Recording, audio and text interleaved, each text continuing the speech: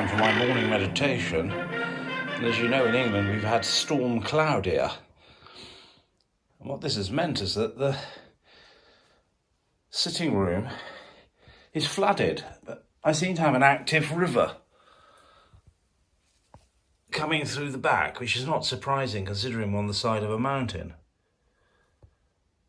But there's a sort of a ripple there, so I don't know whether it's coming up from the earth or through the skirting board at there, more likely that.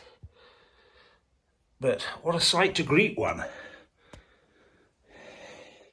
Anyway, I'm still going to crack on with my meditation.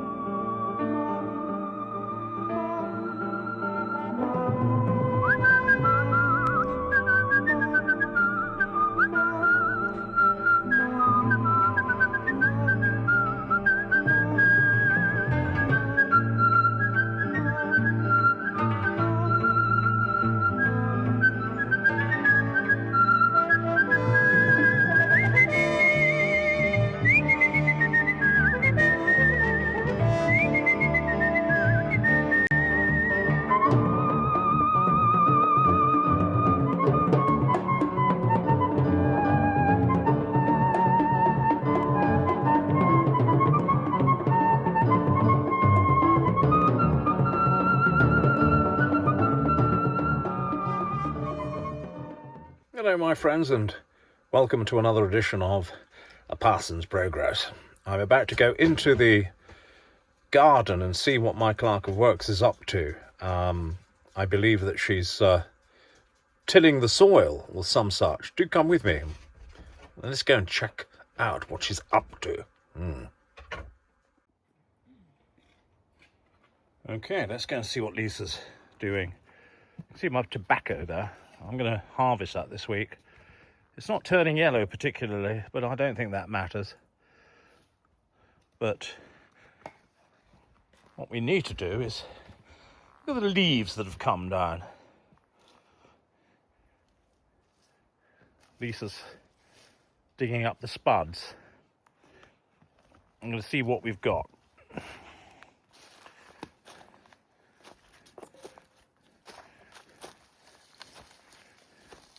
And a fine job she's doing too. Oh, yeah, not the biggest harvest in the world. Now you remember these are my late seeded Maris Pipers. Let's try this one. It's not going to produce a huge harvest. Quite rocky, isn't it? Let's try and get a little bit. There's a few in there. I'm just harvesting granite mostly. There's a little one underneath that rock.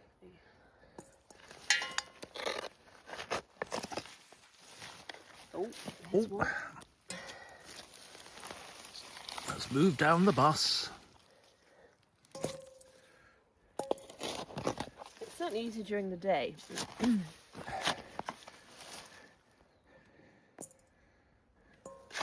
But it's just nice to grow stuff, isn't it? Another little one. I'm told that obviously the when I do my spring crop, it'll be far more prolific than a late season crop. But I'm just happy to have something, really.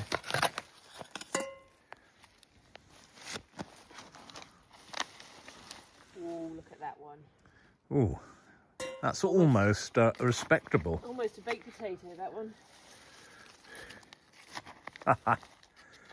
Oh, well, there you go, viewers. Shouldn't take long to harvest this little lot. I'll see you back in the caravan for one of me chats. I can feel a glass of wine coming on.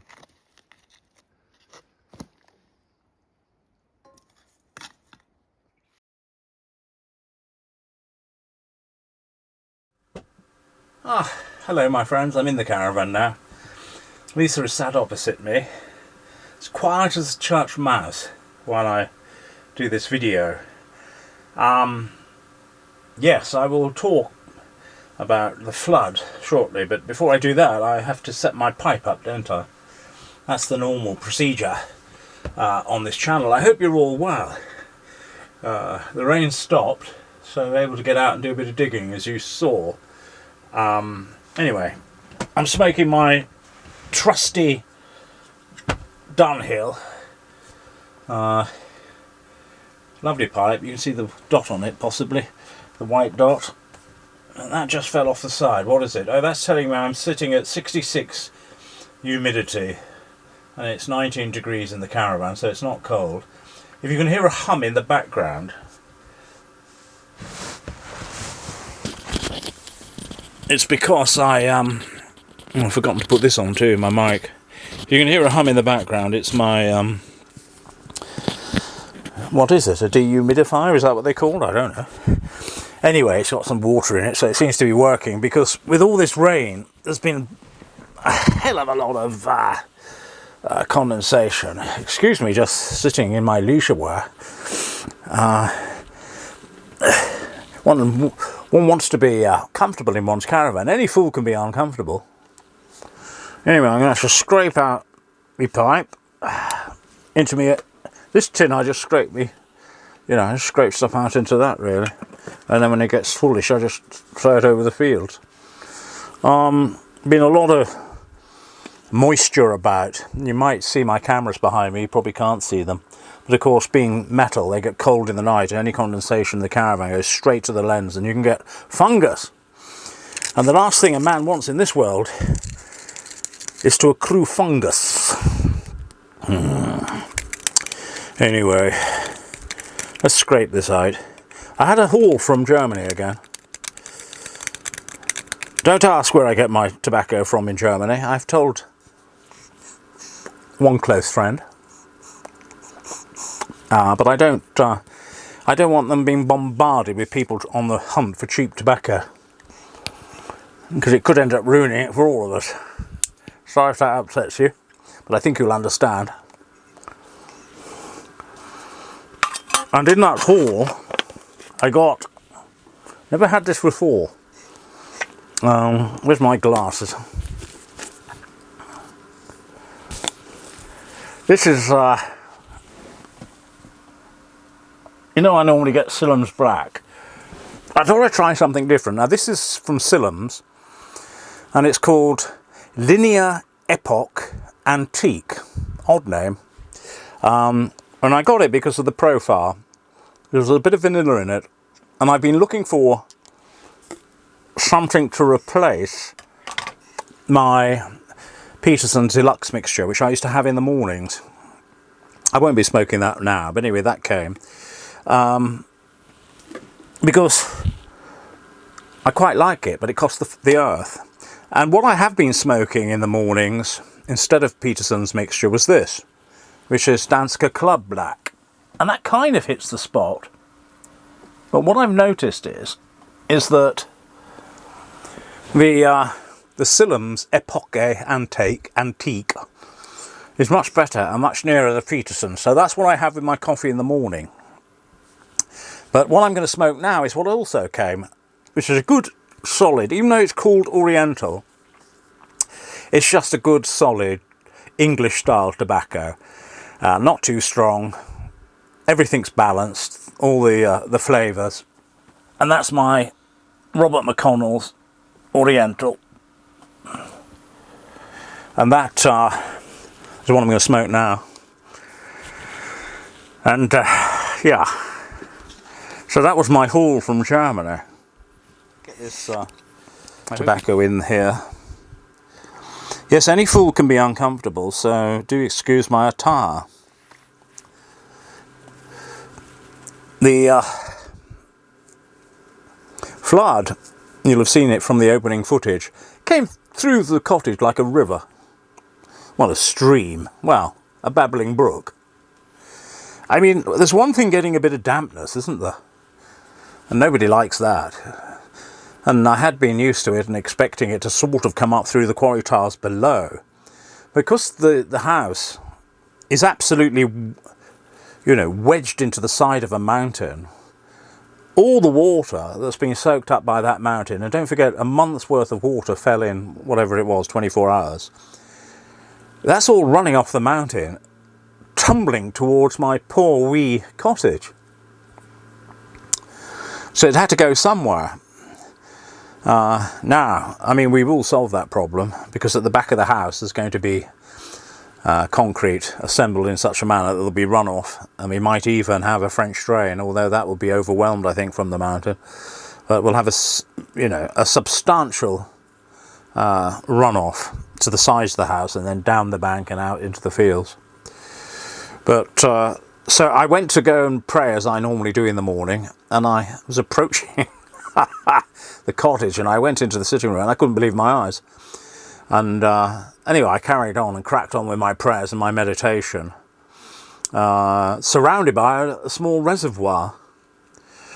Needless to say, it was quite a challenge maintaining my concentration during my meditation. Anyway, right, we're stoked up, we're locked and loaded. I mean, wine is there. I'm drinking a drop of Bordeaux again. I like Bordeaux, can't go wrong. Very nice. I mean, it is a Sunday. I've said Holy Mass, said my prayers, said the Angelus. And anyway, so here we find ourselves. What else did I show you? Do you like my potatoes? There's nothing like it, is there? Growing your own food. I know Richard will be watching this and he'll be thinking, bravo, sir! And yeah, they were late seeded Maris Piper, so I wasn't expecting a bumper crop. It's extraordinary to get anything at all planting stuff at this time of year, so I was very glad of those. There'll be a few fish and chip suppers out of that little lot. Excuse me one moment.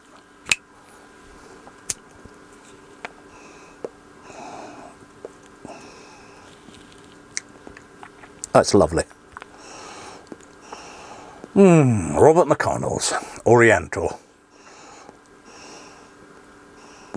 I bought this a few times and it never disappoints. You know, when you buy some tobaccos, you just think, oh, blimey, why did I buy that? And then you've got to smoke it all. Like Aaron Moore. Awful.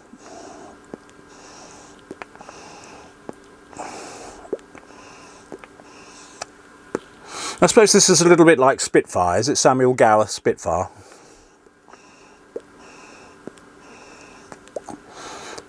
But I can't buy that cheaply in Germany. It comes out at about the same as England. And it's a bit too mild, I think, Spitfire.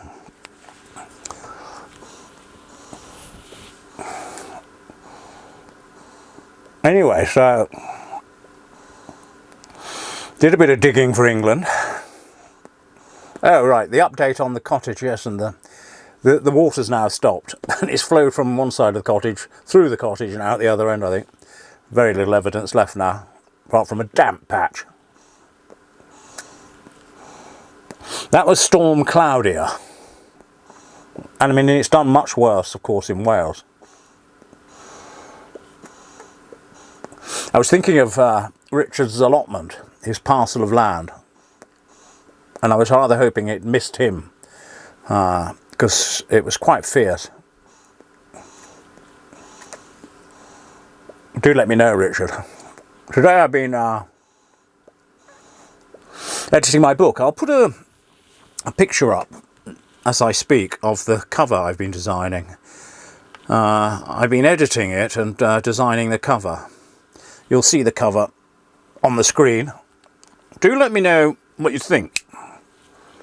It's not perfect, but it's what I've come up with so far. You may think it's perfect.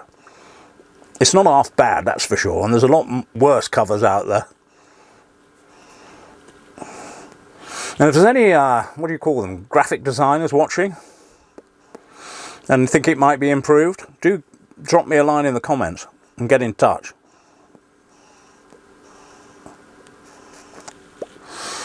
And also, just generally, anybody, just a bit of feedback on the cover would be good.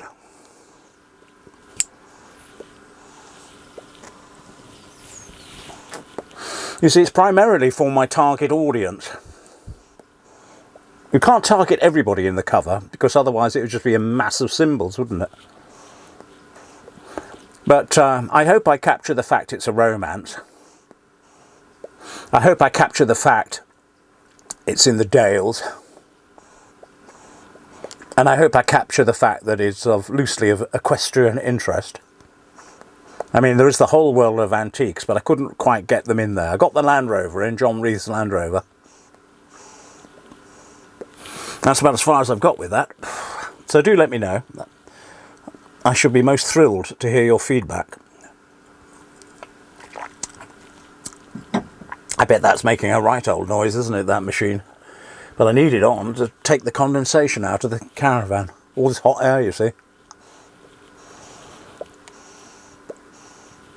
And I think that's all I've done. I've been tinkering with the car.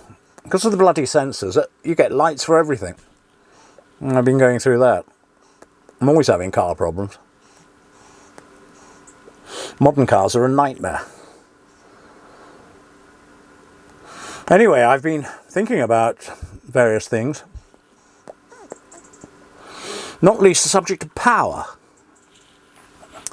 And a couple of letters saying we're going to have a power cut while they sort something out. And sometimes you get unannounced power cuts, especially in the weather we've been having. And one of the things it brings home to you is the importance of energy security. Now, those of you who follow the channel will know that I now have water security. We've had to put the purificator in, UV. I've got relative food security, a well-stocked freezer, and things growing. But one of the other securities, of course, you need when you sort of live remotely is you need energy security. And energy, I was thinking about energy recently. Power, energy. The same thing really, aren't they? You think of the human body, you take calories in, don't you, and you expend them in terms of energy. When you eat, which is why you need food security, you produce energy with which to do manual tasks and mental tasks. And we all know what it's like to be hungry, but not probably starvation, and how your energy can go down. But it's just little things when you live like this. You might want to charge up your phone. You might want to watch your telly. You might want to charge up your laptop. Now, I've got LPG for cooking, so I don't need electricity for that, but I went out and bought another RGP. It's an RGB, it's one of those rocket launchers. Because I always like to have one spare. Because I use it for heating the caravan and for cooking on. But it's another form of energy. And what's nice about it, of course, is it's off-grid, not affected by anything else. And so I started thinking about, well, how everything relies on energy. And then I thought, you know, some people have those solar panels, don't they? And that provides energy from the sun. I've got lots of little solar lamps outside. They do a good job. And that harvests the energy from the sun. But it's just, again, another form of energy. And then I started thinking about spiritual matters. And I thought about a subject which I learnt a lot about when I was doing my master's degree in Orthodox theology, you know, Eastern Orthodox. And something that's not really discussed in the West. They talk about the energies of God. And there's something I believe in very deeply. I mean, some people might call it other things. But those people who are attached to the land, or attached to silence and meditation, will certainly be familiar with the energies of God, even though they might call it something else. And so, of course, I've been discussing physical matter that requires energy, We know that energy can't be created and it can't dissipate. It just changes form. Now that's interesting, isn't it? And we think of the human body, that the energy that animates me, which comes from the word anima, which means spirit. I'm enlivened, I'm inspirited. So I'm able to even talk like you. I've got motor function. My lungs are breathing in and out. My heart's beating. All this requires energy. And then I started to think, what about the soul? You know, how many of us energize our bodies by eating and energize all our contraptions, but how many of us energize our souls? Think about that for a moment. I mean, some people are quite happy to go through life energizing everything else but their soul. But of course, when I pray and I enter into silence upon my meditation cushion, I'm energizing my soul. When I pray, I'm energizing my soul.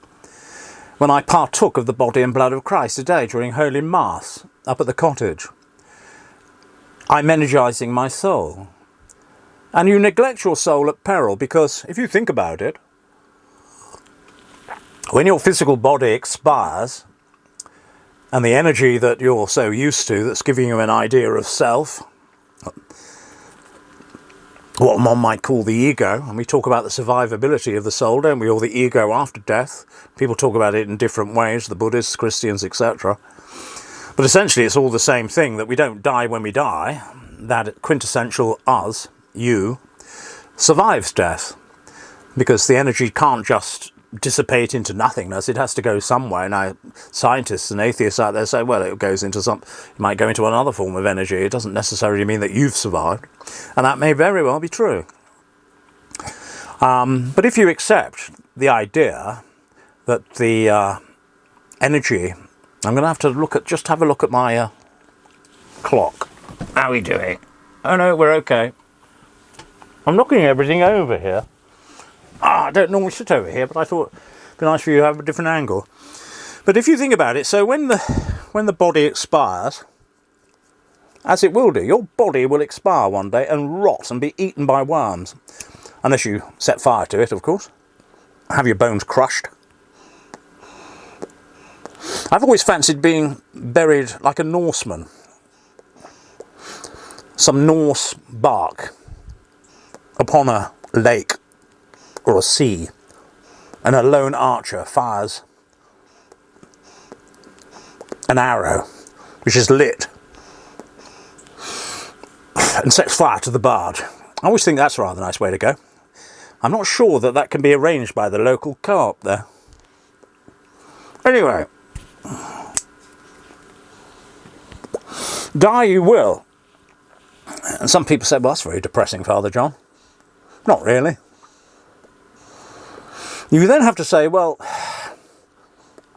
what spiritual currency am I going to reflect when I die? Because when you die, that which is on the inside is going to come out and manifest on the outside in the spiritual realm.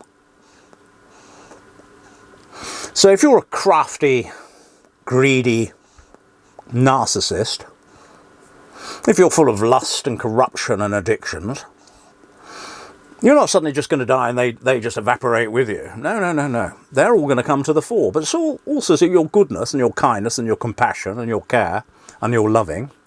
That's all going to come out too. And I suspect most of us are just a mixture of the two. But fear not, my friends. Whatever's on the inside is going to show on the outside. And our Lord said similar things. You see, in this world, we dissemble. You get some nasty pieces of work going around smiling at everybody and pretending they're friendly, while all the time they're machinating and working out how they're going to get something out of you or off you or by you or because of you. There are a lot of relationships where individuals may give the appearance of love or friendship or whatever you want to call it, but on the whole they're using their partners. Not everybody, of course, But it goes on, and then the wheels fall off and you get divorced. So whatever's on the inside will exhibit itself on the outside when you die. So whatever you think you're dissembling now or covering up, or whatever lies and secrets you're harbouring within your heart, it will be revealed, as the scripture says. Now you can call that judgment, call it what you like.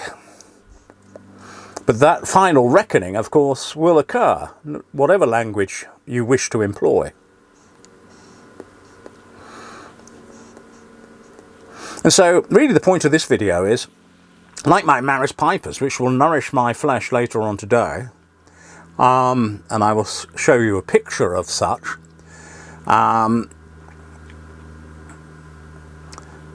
try to nourish your souls. Try to meditate, try to pray. If you're the sort that goes to Holy Mass and church, go there. But get plugged in. You know, it's a bit like those electric cars. You've got to be plugged in for the damn thing to work. And it's the same with the soul. And the problem is, you see, if you don't plug yourself in, you'll be working on a limited charge. And we all know what it's like to get a battery warning on our telephones and our laptops. You know, you get an alert, don't you? The battery's running low. But we don't really have one of those upon our human bodies, do we? And not many of us look inward enough to see if our batteries are running low at all. So I would suggest that keep your battery topped up, and then you haven't got to worry about the low battery warning. But there's one thing for sure, that people run out of steam, don't they? Those who do not energize themselves by prayer, by meditation, by reliance on the energies of God, slowly they implode and the wheels start to come off, as I've mentioned in some marriages. And this is a situation which we have to avoid. So I won't talk any longer. I hope that gives you something to munch on. I'm not here to tell any of you what to do. But it's a little, well, our Lord said, you know, in the scriptures, a bit like that, where he said, those who have ears to hear, let them hear. So those for whom this message is meant to be heard, they will hear it. And they'll think, well, he's making a bit of sense there. I think I'm going to take stock of my spiritual currency. Our Lord said, don't lay your treasures up on earth, where moth corrupts and rust corrupts and thieves break in and steal and all the rest of it, but lay up your treasures in heaven, which is a rather sort of cliched way, but a nice way of just saying, you know, you've got to plug yourself in and start laying up assets, currency, you know, within the spiritual realm, because we are body and spirit, and you ignore either at your peril. And with that, my lovely friends, my wee parish of miscreants, misshaped, mishaps and misunderstood, and all the ruddy rest of you that watch this channel, God bless you. You see my cameras there, those camera buffs. I don't know if you can see all of them. There's a little selection there. They seem to be breeding. Well, I will talk on cameras on another video. I've got a few roles now to develop, and I'll dedicate one to photography. But in the meantime, my friends, God go with you, God be with you, make his face to shine upon you. And this is Father John signing out, and I hope, God willing, I'll see you on another video. You take care, God bless. Well, just look what my clerk of works has just brought in. Our own crop of Maris pipers.